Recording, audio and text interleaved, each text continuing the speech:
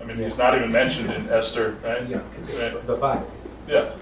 So anyway, so that's where it is. That's kind of the ground of the movie. Can I ask you one Yeah. first question? You alluded to it by saying that you thought about the content of the movie differently than the people you worked with. Yeah. Since not only in this film, but in all of your films, there are these multiple levels. Do you experience it as being uniquely conscious of those things as opposed to other people that say it just happens? I couldn't get my young writers working with me to read the Torah. I gave them each a paperback, 5 books. You know, I said, you don't have to read it all. I said, just read up to Sodom, read through Sodom and Gomorrah. Never did it. They were just. Miracle one too. Yeah. And they're both Jewish. And they're both Jewish, of course. Both bar mitzvahs. Wait, Harold, so you did not write it? I wrote it. Oh, you did I write wrote the it? story and wrote the screenplay with them. Yeah. Uh-huh, with them, Yeah. the three of you? I laid it out first, then they rewrote me, then I rewrote them. And then I brought in Judd Apatow, who's a famous comedy producer, and Judd brought in dozens of young writers, literally, to every step of the way. They'd read the script and they'd pitch me jokes, you know, what if this happened here? Most of which were so off the point I was trying to make that they're, you know, just felt silly. And the movie is a little silly, but silly in a good way, I like to think. So was it fun? Was it fun? It's making movies is the you know, it's almost like I feel like I'm stealing money from the studio and stuff. I should take that one off the tape. I never pretend it's the making of a film is hard work. The hours could be terrible, the conditions could be terrible, but especially making comedy, you surround yourself with the funniest people you know, and the whole object is to put funny things in front of the camera. So you encourage everyone to be as imaginative as they can, as comfortable as they can be. We have tremendous resources to make this film, which you'll see on the screen. So that process is great. I would say the finishing process of this film was a kind of agony because in a way we ended up with, in commercial terms, what the Hollywood calls a feathered fish, a film that's not one thing or the other, or is an uncomfortable hybrid of two things. In this case, it's high-minded, low comedy, you know. It's crude. The ideas might appeal to an adult audience, but the comedy is so low that it's like adult women in our demographic just gone. They all went to Sandra Bullock this weekend. Apparently Sandra Bullock's movie has no farting, pee, or poop in it. But we have all three.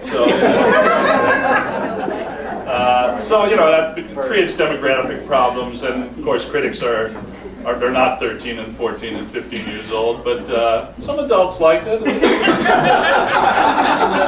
My kids, my sons signed off on it at a certain point. My 14-year-old Daniel and my 19-year-old Julian said, "It's good. We like it." Did your being Jewish have an influence on your earlier movies like Ghostbusters or Animal House or those kinds of things? Or Groundhog. Or Groundhog Day. You're good. Mark, when did you want to go to the theater, by the way? About 5 minutes. Okay. Did it have any influence? Mark and I did a panel together with Irwin, and who was the critic? Neil Gaiman? Neil Gaiman. Oh, yeah, We did a panel about Jewish consciousness in the media, in television and films. I don't think you know, Rodney Dangerfield used to express it as a negative. I've worked with Rodney a lot. He used to go, "Oh man," he said, "how are you going to make it straight?" Usually when he was having a vodka and smoking a joint. He said, how are you going to make it straight? He said, "You're born with a Jewish head, you know, what are you going to do?" It's misery. He used to wake up, he said he would wake up and hanging over his head, he'd open his eyes and the heaviness would be hanging over. And he'd go, "Hello, heaviness." The heaviness would say, "Today you're going to get it good," you know. But and he self-medicated, you know, too. But Rodney was a profound, you know, unlettered genius in a way. And he said, and I'm going to use the F word here. You don't like it? Sorry. Just quoting Rodney, he said, the three people most responsible for fucking up the 20th century are all Jews. Freud, Marx, and Einstein. I thought that was so profound, coming. So, yes, I think Jewish consciousness, once you're Jewish, you're stuck with it. It pervades everything you do, I can't think like a Christian because I've never, believed in the divinity of Christ. I can't think like a Muslim because I think there are cultural elements to Islam that, are specifically contributed to, created Muhammad's identity. There's an ancient religion, behind Islam that most people don't recognize.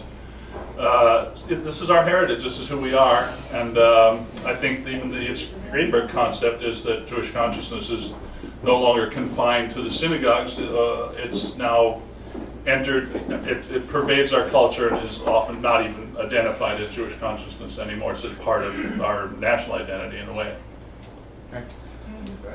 Yeah. So in the absence of George Burns, who'd you get to play God? The question is. God does not make an appearance in the film. That's up to you. I do play Adam.